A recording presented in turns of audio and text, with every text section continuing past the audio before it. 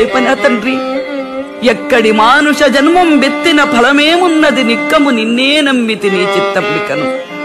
నా మనస్సులోని వేదనంతా చెప్పుకున్నాను. ఇక నీ మనస్సుకు నచ్చినట్లుగా చెయ్యి తండ్రి. కాని ఒక్క మాట, అలసిపోయానయ్యా. ఆ అలసట ఎటువంటిదంటే, తిరిగి మళ్లీ నీ సన్నిధి చేరుకోవాలి, నిన్ను కీర్తించాలి, కన్నులారా నీ మూర్తిని నేను నిలుపుకోవాలి.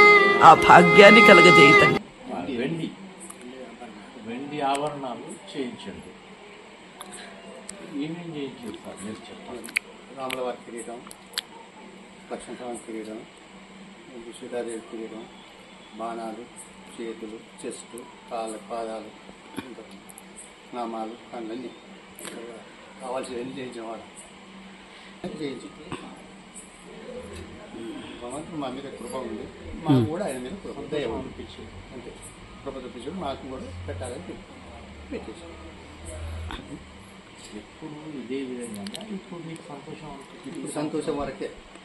ముందు కూడా మనకు సంతోషం కలుగుతూ ఉంటే కూడా చేయించగలం. ఓకేనా? ఓకే.